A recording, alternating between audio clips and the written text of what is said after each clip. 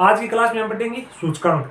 अब जो ऐसा लड़का जिसने एमसीक्यू नहीं मिला रखे हैं, चाहे किसी भी बुक की हो, यदि वो एमसीक्यू मिला नहीं रखे हैं और वो सीधा ये थ्योरी पढ़ेगा ना, तो वो सोचेगा यार इस थ्योरी में से क्या प्रश्न बनेगा। लेकिन मैं ये बता रहा हूँ कि इससे शॉर्टकट कुछ नहीं हो सकता। इतने छोटे मतलब कम समय में इतने शॉर्टकट में आपको कोई और नहीं बता सकता। मैंने जो भी इस टॉपिकों का जो करीम चीज है ना, वो यहाँ पे लिख लिख के बता रहा हूँ, और लिखने से ज्यादा मैं बोल के समझा रहा हूँ। तो मैं जो भी बोल रहा हूँ वो अपने जिस हिसाब से आपके समझ में है उस हिसाब से आप अपना शॉर्टकट नोट्स भी बना सकते हो। और वैसे भी ये शॉर्टकट है, स्क्रीनशॉट वगैरह लेके एक बार टॉपिक देख लिया तो मोटा मोटी कवर हो जाएगा। और जिसने एमसीक्यू मिला रखे हैं, टॉपिक तैयार है, यदि रिवीजन चल रही है तो उसको तो पढ़ने में वैसे ही मजा आएगा। तो आज का टॉपिक है सूचकांक। सूचकांक यानी सूचक प्लस अंक। इसकी संधि विच्छेद करते हैं तो क्या होता है? सूचक प्लस अंक, यानी सूचना देने वाले अंक है उनको क्या कहते हैं? सूचकांक। दो समय के परिवर्तनों का अध्ययन करने के लिए उचित माप क्या है? सूचकांक। यानी दो अलग अलग टाइम है, उनके परिवर्तनों का अध्ययन करने के लिए उचित माप क्या है? सूचकांक है। सूचकांक का नाम तो आपने पहले भी सुना होगा, जैसे अपन पढ़ते हैं उपभोक्ता मूल्य सूचकांक, थोक मूल्य सूचकांक। तो क्या है? वो परिवर्तन ही है। ये पढ़ते हैं ना कि इस साल में उपभोक्ता मूल्य सूचकांक 100 था और 2023 में 146 हो गया, 145 हो गया। उसका मतलब क्या है? पहले यदि 100 था और अब 146 हो गया, इसका मतलब है ये 46% की इसमें क्या हो गई है? वृद्धि हो गई है। जो 100 वाली वस्तु है वो 146 में मिल रही है। तो दो अलग अलग समय के परिवर्तनों का अध्ययन करने के लिए उचित माप सूचकांक है। औसत परिवर्तनों को ज्ञात करने की उचित विधि सूचकांक है। सूचकांक क्या है? औसत परिवर्तन को मापते हैं। जैसे मान लो कि उपभोक्ता मूल्य सूचकांक के अंदर या थोक मूल्य सूचकांक में बहुत सारी वस्तुएं होती है। किसी वस्तु का मूल्य बढ़ रहा है, किसी का घट रहा है, तो अपन ये जो माप निकालते हैं क्या है? औसत परिवर्तन है। किसी में वो बढ़ भी सकता है, किसी में घट भी सकता है। बलेर ने सूचकांकों को विशेष प्रकार का माध्य, ये याद रखना, विशेष प्रकार का माध्य किसने बताया? बलेर ने। विशेष प्रकार के माध्य किस हिसाब से है? जैसे मान लो माध्य में तो सभी जो वस्तुएं होती है उनकी इकाई समान होती है। जैसे मजदूरी देती कि 100, 200, 300 इनकी औसत क्या है? मजदूरी सभी दी हुई है, सभी की इकाई एक है रुपयों में। लेकिन सूचकांक जो होता है ना, वो विशेष प्रकार का माध्य इस हिसाब से होता है कि जैसे अपन ने थोक मूल्य सूचकांक या फिर उपभोक्ता मूल्य सूचकांक निकालते हैं, तो उसमें कपड़े में हुई महंगाई भी शामिल है, चीनी में हुई महंगाई भी शामिल है। अब कपड़ा तो किस में मापा जाएगा? मीटर में, और चीनी किस में मापी जाएगी? किलो में। तो इन दोनों का जो अपन औसत निकाल के भी सूचकांक याद करते हैं ना, तो ये क्या हो गया? सूचकांक विशेष प्रकार का माध्य हो गया। इसकी विशेषताएं क्या क्या है? विशेष प्रकार के माध्य समझाई दिया। सूचकांक सामूहिक रूप से हुए परिवर्तनों का अध्ययन करते हैं। ये चीज अभी भी समझाई मैंने कि जैसे उपभोक्ता मूल्य सूचकांक या थोक मूल्य सूचकांक, इसमें क्या है? बहुत सारी वस्तुएं शामिल है। किसी में कम वृद्धि हुई है, किसी में ज्यादा वृद्धि हुई है, किसी में कमी हुई है। उन सबका सामूहिक रूप से परिवर्तन है, वो क्या होता है? सूचकांक। एक निश्चित समय में परिवर्तनों के प्रभाव को मापते हैं और तुलना का आधार है। जैसे 2001 में 100 था और 2010 के अंदर कितना हो गया? 140 हो गया। तो इसका मतलब 2001 से 10 के अंदर कितने परसेंट की वृद्धि हुई है? 40% की वृद्धि हुई है। तो ये तुलना का क्या हो गया? आधार हो गया। 2001 की 2010 से तुलना कर रही है, तुलना का आधार है। महत्व क्या है? सूचकांक है आर्थिक वायुमापक यंत्र है। यहाँ पर सीधा पड़ा हुआ प्रश्न बन जा सकता है, सूचकांक क्या है? वहां पर अलग अलग ऑप्शन दे दिया आपको। तो सूचकांक क्या है? आर्थिक वायुमापक यंत्र है। जिस प्रकार से वायु का माप करने के लिए बैरोमीटर काम में लिया जाता है, उसी प्रकार सांख्यिकी के अंदर है जो इन अपने आर्थिक घटनाओं का माप करने के लिए सूचकांक उपयोग में लिया जाता है। उपयोग है नीति निर्धारण में सहायक है सूचकांक। नीति निर्धारण में जैसे मान लो गवर्नमेंट है, कर्मचारियों को महंगाई भत्ता देती है, तो महंगाई भत्ता किस आधार पर देती है? जो उपभोक्ता मूल्य सूचकांक है उसमें कितनी वृद्धि हुई है, उस आधार पर ही कर्मचारियों को महंगाई भत्ता मिलता है, साल में 2 बार। तो नीति निर्धारण में सहायक होता है सूचकांक। तुलना करने में सहायक है, बीपीडी लिया। मुद्रा की क्रय शक्ति का मापदंड है। मुद्रा की क्रय शक्ति का मापदंड प्राय हमने सुना होगा कि महंगाई बढ़ रही है या फिर ये इस चीज वस्तु है, इसका मूल्य बढ़ गया, तो उस टाइम अपन क्या करते हैं? मुद्रा की क्रय शक्ति का ही मापते हैं। महंगाई बढ़ गई मतलब रुपये है उसकी वैल्यू कम हो गई और वस्तुओं का मूल्य बढ़ गया। तो मुद्रा की क्रय शक्ति का मापदंड होता है सूचकांक। झुकाव की प्रवृत्ति का ज्ञान पता लग जाता है। जैसे मान लो आपने यहाँ पर 2001 2011 का सूचकांक देखा, इससे आप क्या पता अंदाजा लगा लोगे कि 1 की बजाय 11 में महंगाई बढ़ रही है। इस हिसाब पर आप झुकाव की प्रवृत्ति का ज्ञान लगा सकते हो कि बढ़ रहा है, घट रहा है या स्थिर है। पूर्वानुमान, यदि आपको यह पता लग गया कि 1 से 11 के अंदर 10 साल में 46% की वृद्धि हो रही है, तो आगे वाले 5 साल में लगभग 20% की किस हिसाब से वृद्धि होगी, तो आप अनुमान लगा सकते हो 20% की 25% की वृद्धि होगी, तो वो है पूर्वानुमान। सीमाएं क्या क्या है, यानी सीमाएं यानी दोष, सूचकांक के दोष क्या क्या है, ये क्या होते हैं, सामान्य रूप से सत्य होते हैं। अपन बिल्कुल करेक्ट कह देना वो सही नहीं हो सकता, अपन इसके आधार पर अनुमान लगा लेंगे आगे वाले 5 सालों में इतनी वृद्धि होगी, तो वो बिल्कुल करेक्ट नहीं है, उसके आसपास रहेगा तो सामान्य रूप से सत्य है। पूर्ण शुद्धता की कमी है। एक सूचकांक सभी परिस्थितियों में अनुपयुक्त है।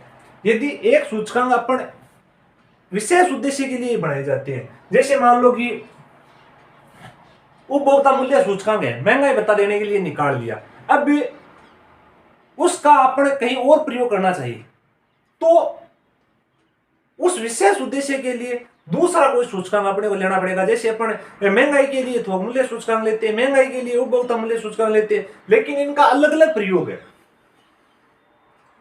आधार वर्ष के सही चयन नहीं होने पर अशुद्ध परिणाम, यदि सूचकांक निर्माण ने अपने आधार वर्ष सही काम में नहीं लिया तो फिर परिणाम अशुद्धि प्राप्त होंगे। जैसे अपन देखते हैं कि अभी जो आधार वर्ष है 2011-12 चल रहा है, तो 2011-12 क्यों, यदि मान लो आधार वर्ष ऐसा हो, कोविड वाला ले ले अपन 2020-21, उसमें तो अब पूरा व्यापार ही ठप पड़ा है। यदि सूचकांक आधार वर्ष अपने गलत चुन लिया, असामान्य आधार वर्ष चुन लिया, तो फिर परिणाम क्या होंगे, अशुद्ध परिणाम प्राप्त होंगे। तो आधार वर्ष इनका सही होना चाहिए। गुणात्मक परिवर्तनों की अपेक्षा, गुणात्मक परिवर्तनों की उपेक्षा किस हिसाब से, मान लो कि वस्तुओं का मूल्य बढ़ गया, पहले चीज थी 10 रुपए की, अब हो गई है 15 की, अब अपन कह देंगे भाई 5 रुपए की क्या हो गई है, महंगाई बढ़ गई है, 5 रुपये बढ़ गई है। लेकिन हो सकता है कि गुणात्मक परिवर्तन के कारण ये वस्तु में पहले क्वालिटी खराब थी, अब क्वालिटी बढ़ाई है, तो इसलिए ये 5 रुपये बढ़े हो। लेकिन सूचकांक उन गुणात्मक परिवर्तनों की क्या करता है, उपेक्षा करता है। विभिन्न रीतियों का प्रयोग है, सूचकांक निर्माण के लिए भिन्न भिन्न रीतियों का प्रयोग किया जाता है, ये भी इसका दोष है, क्योंकि अलग अलग रीति होगी, वो अलग अलग परिणाम पेश करेंगी। अपन अब तुलना करने चाहिए तो एक सूचकांक तो दूसरी रीति से बनाया हुआ है, दूसरा सूचकांक दूसरी रीति से, उनके परिणामों में पहले से उनके बनाने के तरीकों में भिन्नता आ जाएगी, तो फिर वो तुलना में सही नहीं हो सकते। निर्माण में कई समस्याएं, सूचकांकों के निर्माण में बहुत सारी समस्याएं रहती है। तो आप उपभोक्ता मूल्य सूचकांक, थोक मूल्य सूचकांक, थोक मूल्य सूचकांक, अलग अलग वस्तुओं का मूल्य इकट्ठा करना है, उनके बाद में अलग अलग स्थानों पर अलग अलग भाव होते हैं, तो इस हिसाब से निर्माण में कई समस्याएं रहती हैं। सूचकांक के निर्माण का कार्य सर्वप्रथम ये इटली का सांख्यिकी कार्ली, इन्होंने 1764 में किया, यानी सूचकांकों का संबंध है कार्ली से। सर्वप्रथम निर्माण किसने किया, कार्ली ने कब किया, 1764 में। अब देखो सूचकांकों के परिकलन की विधियां, इसको ज्ञात करने की विधियां, सूचकांक है एक चल के भी हो सकते हैं और चल समूह के भी हो सकते हैं। एक चल के जैसे मान लो कि आपको केवल चीनी के भाव ज्ञात करने हो, तो चीनी की आपको होगी कि 2000 के अंदर तो चीनी 20 रुपए किलो थी और 2023 के अंदर है 40 रुपए किलो हो गई, ठीक है। तो ये केवल चीनी का ही एक लेना है, वो तो हो गया एक चल के सूचकांक। चल समूह के सूचकांक यानी सभी बहुत सारी वस्तुओं के सूचकांक ज्ञात करने हो तो वो होगा चल समूह के सूचकांक। एक चल के सूचकांक है, उनको ज्ञात करने की विधि है, एक तो स्थिर आधार विधि और दूसरी है श्रृंखला आधार विधि। स्थिर आधार के अंदर आधार वर्ष क्या होता है, स्थिर रहता है, वो भी दो प्रकार से। एक तो निश्चित आधार वर्ष, आपको कहते हैं कि 2001 को आधार वर्ष मानना है, 2002 को। दूसरा होता है औसत आधार वर्ष, यानी 5 वर्षों का औसत लेकर आधार वर्ष मानना होता है, वो होता है औसत आधारित। यानी एक चल सूचकांक है, उसका स्थिर आधार वर्ष होता है। स्थिर आधार भी दो प्रकार से हो सकता है, एक तो निश्चित आधार वर्ष और एक औसत आधार वर्ष। दूसरा है श्रृंखला आधारित। श्रृंखला आधारित यानी चेन बेस इंडेक्स है, जब किसी वर्ष के मूल्यों की तुलना निश्चित वर्ष न करके पिछले वर्ष से करनी हो। यदि इसमें तो क्या है, जो आधार वर्ष है वो निश्चित रहता है या फिर औसत आधार वर्ष, लेकिन श्रृंखला आधार में निश्चित और औसत न रहकर जस्ट एकदम पीछे वाले वर्ष से तुलना करनी होती है, तो वह श्रृंखला आधार रीति। तुलना है पिछले वर्ष से, किस वर्ष से, जस्ट पिछले वर्ष से तुलना करनी होती है, वो है श्रृंखला आधार रीति। इसको मैं थोड़ा सा प्रैक्टिकल बता देता हूं। चेन रिलेटिव इंडेक्स है, इसका सूत्र है चालू वर्ष का मूल्य पिछले वर्ष का मूल्य गुणा 100। और निश्चित आधार वर्ष का सूत्र है चालू या फिर वर्तमान वर्ष का मूल्य बट्टा आधार या औसत वर्ष का मूल्य गुणा 100। जो भी चालू या वर्तमान वर्ष वाला है वो तो ऊपर आएगा और आधार या फिर जो औसत वर्ष है उसका मूल्य नीचे आएगा और गुणा से 100 से गुणा करेंगे तो जो निश्चित स्थिर आधारित है इससे सूचकांक आ जाएगा। और श्रृंखला मूल्य अनुपात में चालू वर्ष का तो चालू वर्ष से आएगा और जो नीचे है अपन यहाँ पे रखा था आधार या औसत वर्ष का मूल्य उसकी जगह पिछले वर्ष का मूल्य लिखना है और गुणा 100। श्रृंखला मूल्य अनुपात के लाभ यह क्या है, अगले वर्ष से प्रत्यक्ष तुलना संभव है क्योंकि इसके अंदर जो आधार वर्ष है वो पिछला वर्ष लेते हैं तो अगले वर्ष से प्रत्यक्ष तुलना संभव है। नई मदों को जोड़ा जा सकता है, ये अभी मैं प्रैक्टिकल कराऊंगा उसमें समझ में आ जाएगा। और मौसमी उच्चावन से मुक्त है, इसमें जो मौसमी उच्चावन है उपनति है ये सब अपने काल श्रेणी के अंदर पढ़ेंगे। मौसमी उच्चावन से मुक्त है। और दोष क्या है, दीर्घकालीन तुलना संभव नहीं है क्योंकि जस्ट पिछले वर्ष को आधार वर्ष लेते हैं तो इसलिए इसमें दीर्घकालीन तुलना संभव नहीं है। श्रृंखला मूल्य अनुपात का मैं थोड़ा सा उदाहरण देकर आपको शॉर्ट में समझा देता हूं कैसे श्रृंखला मूल्य अनुपात ज्ञात करना है। जैसे मैंने यहाँ पे ले लिया वर्ष, कोई भी वर्ष 2004, 2005, 2006 और 2007, इतना बहुत है समझने के लिए। यहाँ पे ले लिया मैंने किसी वस्तु का मूल्य 1 रुपया, 2 रुपया, 3 रुपया या 4 रुपया। यहाँ पर आपको इंडेक्स ज्ञात करना है, सूचकांक ज्ञात करना है। किस विधि से? श्रृंखला मूल्य अनुपात विधि से, यानी लिंक रिलेटिव या चेन रिलेटिव जो विधि है इससे ज्ञात करना है। इसका सूत्र क्या है, चालू वर्ष का मूल्य बट्टा पिछले वर्ष का मूल्य गुणा 100। अब देखो पहले वर्ष है, इससे तो पिछला यानी 2003, इसका तो अपने पास डाटा नहीं है तो पहले वर्ष का मूल्य क्या होगा 100 रुपया। अगला वर्ष है 2 तो इसका चालू वर्ष का मूल्य यानी 2, पिछले वर्ष का मूल्य यानी इससे पिछला है 2004, 1 गुणा 100 तो बराबर ये आ जाएगा 200। फिर 2006 का चालू वर्ष का मूल्य कितना है 3, पिछले वर्ष का मूल्य कितना है 2 गुणा 100।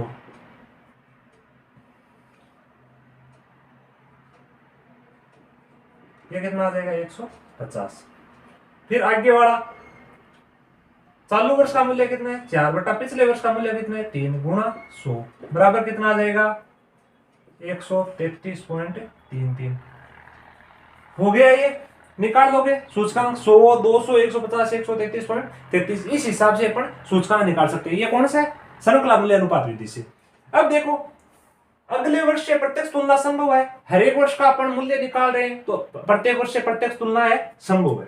फिर क्या कहा, नई मदों को जोड़ा जा सकता है। अब देखो 2007 का डाटा दे दिया, अब अपने को कहते हैं 2008 का और इसमें ऐड करने, तो कर सकते हैं। 2008 का मान लो 5 दे दे तो 5 से ज्ञात कर सकते हैं 5 बट्टा 4 गुणा 100 बराबर 125 आ जाएगा, यानी नई मुद्दों को इसमें जोड़ा जा सकता है। तो ये अपनी थी श्रृंखला मूल्य अनुपात विधि और ये स्थिर आधार वाले अपने पढ़ ली। चल सूचकांक की 2 विधियां पढ़ ली। अब चल समूह के सूचकांक, इसकी भी 2 विधि है। मूल्य अनुपात माध्य रीति, इसका सूत्र सिग्मा आर बट्टा एन या सिग्मा आर डब्ल्यू बट्टा सिग्मा डब्ल्यू। ये सूत्र तो है जब भार दिया हुआ नहीं हो, यदि भार नहीं दिया हुआ हो तब तो ये सूत्र काम में लेना है, और यदि भार दिया हुआ है तब ये सूत्र काम में लेना है, भार देने होने पर, भार दिया होने पर। दूसरी है समूही रीति। समूही रीति है सम्मिलित रूप से सभी वस्तुओं को लेकर सूचकांक ज्ञात किए जाते हैं। यदि सभी वस्तुओं को लेकर सूचकांक ज्ञात किए जाते हैं तो इसे क्या कहते हैं, समूही रीति। नाम से पता चलता है समूही यानी सभी वस्तुओं को लेकर सूचकांक ज्ञात किए जाते हैं। इसके भी 2 सूत्र है। यदि भार नहीं दिया हुआ है तब तो है सिग्मा P1 बटा P0 गुणा 100। यहाँ पे P का मतलब है प्राइस, प्राइस यानी रुपये। 1 और 0 का मतलब ये ध्यान रखना है, 1 का मतलब होता है वर्तमान वर्ष की कीमत और 0 का मतलब होता है पिछले या फिर आधार वर्ष की कीमत। 0 का मतलब है आधार वर्ष की और 1 का मतलब है वर्तमान वर्ष की। P का मतलब होता है प्राइस या फिर P1 गुणा Q0 बटा P0 और Q0 गुणा 100। ये होता है भार दिया हुआ होने पर। यदि भार दिया हुआ है तो ये सूत्र काम में लेंगे। P1 का तो मतलब, P का मतलब तो होता है प्राइस और Q का मतलब होता है क्वांटिटी यानी मात्रा। मूल्य, P का मतलब मूल्य और Q का मतलब मात्रा। 1 का मतलब होता है वर्तमान वर्ष और 0 का मतलब होता है आधार वर्ष। गुणा 100, ये सूत्र है समूह रीति का। अब देखो सूचकांक के प्रकार, सूचकांक के कितने प्रकार है? 4 प्रकार। मूल्य सूचकांक, यदि मूल्य के आधार पर अपन सूचकांक याद करते हैं, जैसे उपभोक्ता मूल्य सूचकांक है, थोक मूल्य सूचकांक है, वो कौन सी सूचकांक है? मूल्य सूचकांक। परिमाण यानी मात्रा सूचकांक, क्वांटिटी इंडेक्स है। परिमाण सूचकांक, उत्पादन का सूचकांक निकालना, तो वो कौन सा सूचकांक होगा? परिमाण सूचकांक। मूल्य या अर्ध सूचकांक, मूल्य या अर्ध सूचकांक, यदि जो मूल्य और मात्रा इन दोनों को साथ में लेकर जो इंडेक्स निकालते हैं उसको अर्ध सूचकांक या वैल्यू इंडेक्स कहते हैं। विशेष उद्देश्य का सूचकांक है, किसी विशेष उद्देश्य के लिए इनका निर्माण किया जाता है। अब देखो सूचकांक के निर्माण में ध्यान रखने योग्य बातें, यहां से प्रश्न बनने के चांसेस रहते हैं।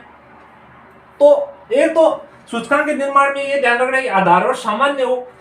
पहले मैंने बताया था कि असामान्य आधार वर्ष नहीं होना चाहिए, आधार वर्ष पुराना नहीं होना चाहिए, बहुत ज्यादा पुराना, इसीलिए तो बार बार है आधार वर्ष चेंज करते रहते हैं। जैसे अभी 11-12 गए, बाद में और चेंज कर देंगे, पहले वो दूसरा था, 4-5 था। इस आधार पर परिवर्तन तीव्र हो तो श्रृंखला आधार काम में लिया जाए, यदि परिवर्तन बहुत तेज तेज हो रहे हैं तो श्रृंखला आधार काम में लेना चाहिए। सूचकांक के निर्माण में जो वस्तुएं काम में ली जाती है वो प्रमाणित किस्म की यानी कंपनियों की वस्तुएं होनी चाहिए। थोक मूल्य लेना ज्यादा उचित रहता है, जो उपभोक्ता मूल्य है उससे ज्यादा थोक मूल्य लेना उचित रहता है, क्योंकि उपभोक्ता मूल्य में तो अलग अलग जगह पर परिवर्तन ज्यादा होते रहते हैं, अलग अलग स्थान का अलग अलग मूल्य होता है, लेकिन थोक मूल्य में ज्यादा डिफरेंस नहीं पाया जाता और इसमें ज्यादा उच्चावन भी नहीं होते। जीवन निर्वाह निर्देशांक, जीवन निर्वाह निर्देशांक निर्माण में फुटकर मूल्य उपयुक्त रहता है। यदि जैसे मान लो अपन ये निकाल देना उपभोक्ता मूल्य सूचकांक, वही है जीवन निर्वाह निर्देशांक। उपभोक्ता मूल्य निकालते हैं, उसमें कौन सा मूल्य काम में लिया जाता है? फुटकर मूल्य। तो जीवन निर्वाह निर्देशांक में फुटकर मूल्य उपयुक्त रहता है। सूचकांक बनाने में मुद्रा में व्यक्त मूल्यों का ही प्रयोग किया जाता है, केवल मुद्रा में जो व्यक्त मूल्य उन्हीं का प्रयोग किया जाएगा, क्वांटिटी वगैरह का नहीं किया जाता। माध्य का चुनाव, ये देखना कि जो सूचकांक निर्माण करते इनका किसी भी माध्य से निर्माण कर सकते हैं, माध्य, माध्यिका, बहुलक, गुणोत्तर माध्य, ऋणात्मक माध्य, समांतर माध्य, किसी से भी प्रयोग कर सकते, इसका निर्माण कर सकते हैं।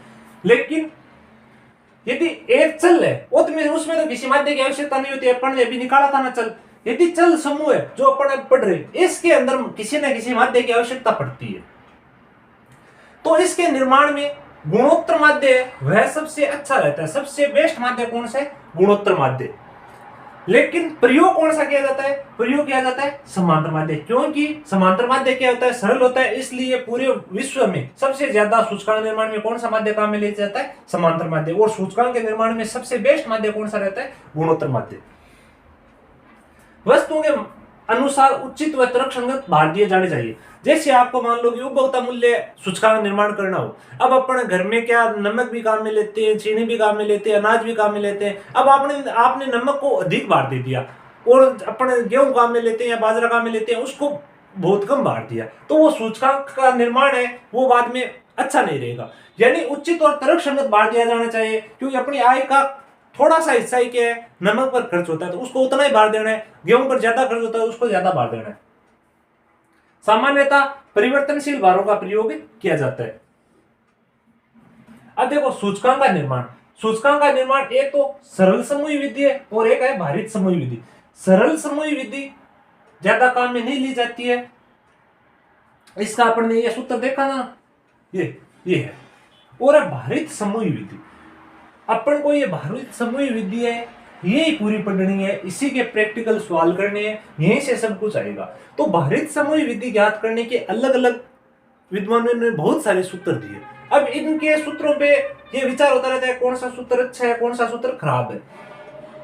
तो जो प्रचलित कुछ सूत्र है उन पर अपन चर्चा करेंगे, वही किताबें दी हुई है।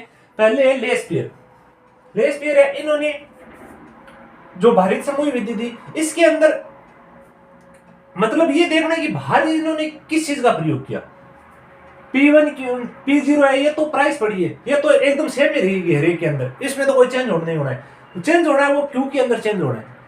यहां पर देखो इन्होंने Q0 यानी आधार वर्ष की कीमत का, वो आधार वर्ष की मात्रा का प्रयोग किया है, आधार वर्ष के भारों पर आधारित है। यदि ऊपर Q0 है, इसका मतलब है आधार वर्ष के भारों पर आधारित। अभी बताया था जीरो का मतलब होता है पिछला वर्ष या आधार वर्ष, और 1 का मतलब होता है वर्तमान वर्ष। तो लेशपेयर ने सिग्मा P1 Q0 बटा सिग्मा P0 Q0 गुणा 100 ये प्रयोग किया। पाश्चे ने आधार वर्ष की बजाय वर्तमान वर्ष के भारों का प्रयोग किया, चालू वर्ष के भारों पर आधारित है या वर्तमान वर्ष के भारों पर आधारित है, इसलिए ऊपर भी Q1 और नीचे भी Q1, ये दोनों जगह सेम ही आएगा, ऊपर और नीचे। सिग्मा P1 Q1 बटा P0 Q1 गुणा 100 ये है पाश्चे की विधि। अब जो वेरी मोस्ट इंपॉर्टेंट है वो है फिशर की विधि। फिशर ने देखो, जो फिशर का सूचकांक है वह लेशपेयर और पाश्चे सूचकांकों का क्या है, गुणोत्तर माध्य। फिशर का सूचकांक लेशपेयर और पाश्चे सूचकांकों क्या है, गुणोत्तर माध्य है। ये है लेशपेयर का सूचकांक और ये पाश्चे का सूचकांक, इन दोनों का गुणोत्तर माध्य, दोनों को गुणा करके अंडरूट निकालना है। तो दोनों का सूत्र रख दिया और ये अंडरूट निकाल दिया, तो किसका आ जाएगा, फिशर का। यानी अब इसको क्या लिख सकते हैं, L गुणा P अंडरूट, यानी जो लेशपेयर वाला उत्तर आएगा उसको और पाश्चे वाला उत्तर आएगा उसको, दोनों को गुणा करके अंडरूट निकाल देंगे तो किसका आ जाएगा, फिशर का सूचकांक। अब देखो इनके कुछ उत्कारमयता परीक्षण है, इनमें जो सूत्र है जितने ज्यादा उत्कारमयता परीक्षण संतुष्ट करता है उतने ही ज्यादा उस सूत्र को बेस्ट माना जाता है। जो भी ये सूत्र है, एक सूत्र और अपन देंगे, उनमें से केवल फिशर का सूत्र ही है वह सब में उत्कारमयता परीक्षण और तत्व उत्कारमयता परीक्षण, इन दोनों परीक्षणों को संतुष्ट करता है। कौन सा एकमात्र सूत्र, फिशर का सूत्र। एक और इनका परीक्षण होता है वो होता है चक्रीय उत्कारमयता परीक्षण है। इस चक्रीय उत्कारमयता परीक्षण को कोई भी संतुष्ट नहीं करता, और फिशर का भी इसका जो है चक्रीय उत्कारमयता परीक्षण, इसको फिशर वाला सूत्र भी संतुष्ट नहीं करता है। फिशर ने अपना जो सूत्र है वह 134 सूत्रों का अध्ययन करके बनाया, सबसे बेस्ट सूत्र इसका फिशर वाला माना जाता है। डोरबी से हम बाउले विधि, ये है लेशपेयर और पाश्चे सूचकांक का समांतर माध्य, L + P बटा 2 है, डोरबी से बाउले की विधि। अब देखो उपभोक्ता मूल्य सूचकांक या जीवन निर्वाह सूचकांक, इनको भी निकालने की दो विधि है, एक है सामूहिक व्यय रीति और दूसरी है पारिवारिक बजट रीति। जो पारिवारिक बजट रीति है इसे मूल्य अनुपातों की भारित औसत विधि भी कहते हैं, और इसका सूत्र है सिग्मा RW बटा सिग्मा W। अब अपन ने अभी पढ़ी उत्कारमयता परीक्षण, ये 3 प्रकार के होते हैं। सम्य परीक्षण यानी P01 गुणा P10 बराबर 1। इसका मतलब ये हुआ कि मान लो आपको कह दे कि 2010 में कोई वस्तु है उसका मूल्य था 25 रुपये और 2020 में उसका हो गया 75 रुपये, यानी 25 रुपये से 75 हो गया। इसका मतलब ये कितना गुना बढ़ गया, 3 गुना। तो P01 कितना आ गया, 3। अब देखो P10 क्या होगा, इसका उल्टा, यानी इससे 25 से 75 यानी 3 गुना हुआ है, तो वह कितना होगा, 1/3। इन दोनों को गुणा करने पर क्या आना चाहिए, 1 आना चाहिए। जो ये P01 और P10 है, इनको गुणा करने पर कितना आना चाहिए, 1 आना चाहिए। 3 और 1/3 को 1 आना चाहिए। जो इस परीक्षण को संतुष्ट करेगा उसको क्या कहते हैं, सम्य उत्कारमयता परीक्षण। सम्य उत्कारमयता परीक्षण को कौन कौन से सूत्र संतुष्ट करते हैं, फिशर का तो करता ही करता है, इसके अलावा मार्शल, एजवर्थ और केल्ली का। ध्यान रखना, जो अपन ने लेशपेयर और पाश्चे का सूत्र पढ़ा ना, वो ना ही तो सम्य उत्कारमयता परीक्षण को संतुष्ट करता है और ना ही तत्व उत्कारमयता परीक्षण, वो दोनों ही सूत्र को संतुष्ट नहीं करते। नेक्स्ट है तत्व उत्कारमयता परीक्षण। ये है P01 गुणा Q01 बराबर सिग्मा P1 Q1 बटा सिग्मा P0 Q0, यानी सूचकांक के तत्व में परिवर्तन कर दे तो दोनों सूचकांकों का गुणनफल वास्तविक मूल्य अनुपात बताएगा। जो सूचकांकों के तत्व है यानी जो ये मात्राएं ली हुई है, इनमें यदि परिवर्तन कर दे तो दोनों सूचकांकों का गुणनफल, जब हम दोनों सूचकांक आएंगे उन दोनों का गुणनफल करेंगे तो वह वास्तविक मूल्य अनुपात बताएगा। तो तत्व उत्कारमयता परीक्षण को कौन संतुष्ट करता है, केवल और केवल जो फिशर का सूत्र है वही तत्व उत्कारमयता परीक्षण को संतुष्ट करता है, बाकी कोई भी सूत्र इसको संतुष्ट नहीं करता। इसीलिए फिशर के सूचकांक को अपन क्या कहते हैं, आदर्श सूचकांक, क्योंकि सम्य और तत्व उत्कारमयता परीक्षण दोनों को संतुष्ट करने वाला केवल फिशर का ही सूत्र है। नेक्स्ट है चक्रीय परीक्षण। चक्रीय परीक्षण P01 P12 P20 बराबर 1। इस परीक्षा को कोई भी सूत्र है संतुष्ट नहीं करता, इसको कोई भी सूत्र पूरा नहीं करता, यह तभी पूरा होता है जब बाहर नहीं लिए जाए। यदि बाहरों का प्रयोग नहीं करना है तब तो ये चक्रीय परीक्षण संतुष्ट हो सकता है, लेकिन जब बाहरों का प्रयोग कर लिया जाए तो कोई भी सूत्र है चक्रीय परीक्षा को संतुष्ट नहीं करता है। अब देखो आधार परिवर्तन और आधार वर्ष परिवर्तन। आधार परिवर्तन और आधार वर्ष परिवर्तन में क्या अंतर है। आधार परिवर्तन का तो मतलब है कि जो सूचकांक बनाने की विधि है उसी में परिवर्तन कर देना। आधार परिवर्तन का अर्थ विधि से ज्ञात सूचकांक को दूसरी विधि में बदलना, यानी पहले अपन ने जो विधि काम में ली है उसकी जगह दूसरी विधि काम में लेना, वो क्या है? आधार परिवर्तन। और आधार वर्ष परिवर्तन है, आधार वर्ष परिवर्तन करता है एक निश्चित वर्ष के आधार से ज्ञात सूचकांकों की सहायता से दूसरे निश्चित वर्ष के आधार मानकर सूचकांक ज्ञात करना। जैसे अपन देखते हैं ना कि हर साल आधार वर्ष चेंज होता रहता है कई बार।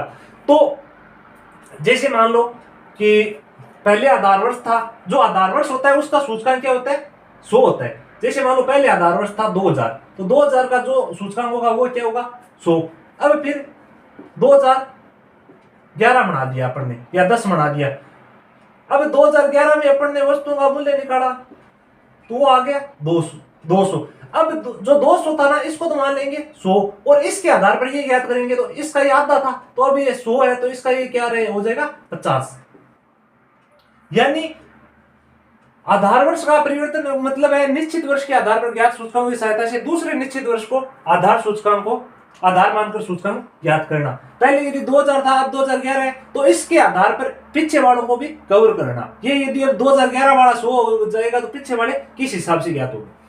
अब है सूचकांकों का शिरोबंधन। शिरोबंधन का मतलब क्या होता है? जब एक आधार पर ज्ञात सूचकांकों को उस आधार पर ज्ञात करना बंद कर दिया जाता है और जिस वर्ष का सूचकांक अंतिम रूप से इस प्रकार निकाला जाता है उसी वर्ष के आधार पर दूसरे सूचकांकों को ज्ञात किया जाता है। ये क्या है कि मान लो अपन पहले सूचकांक निकाल रहे थे उसमें 50 वस्तुओं को सम्मिलित कर रहे थे थोक मूल्य सूचकांक में, अब हमने 10 वस्तुएं और ऐड कर दी।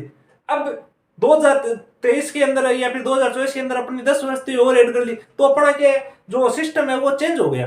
अब इस बार अपना सूचकांक आ रहा है 150, तो इसके आधार पर पीछे वालों को भी चेंज करना पड़ेगा इसकी तुलना करने के लिए, क्योंकि अब अपने जो संख्या है वस्तुओं वाली वो बढ़ा दी है।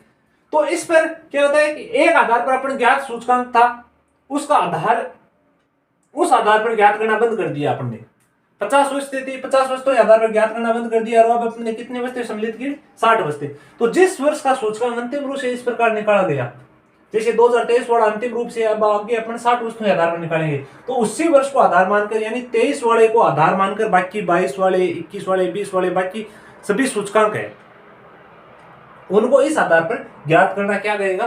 सूचकांकों का शिरोबंधन। तो इस हिसाब से अपना सूचकांक जो टॉपिक है वो पूर्ण हो गया। लेकिन सूचकांक टॉपिक करने में इतना स्वाद नहीं है, तो इसके जो भी प्रैक्टिकल सवाल है ना वो मैं एमसीक्यू लेकर आऊंगा, तो उस टाइम में मैक्सिमम करवाने की कोशिश करूंगा। जब अपन प्रैक्टिकल करेंगे ना तब आपका ये टॉपिक है अच्छे से कवर होगा, क्योंकि थ्योरी भी इसकी उतनी बेस्ट से नहीं हुई है जितनी अपन चाहते थे। तो इसकी प्रैक्टिकल वाले टाइम में इसको अच्छे से कवर करने की कोशिश करेंगे।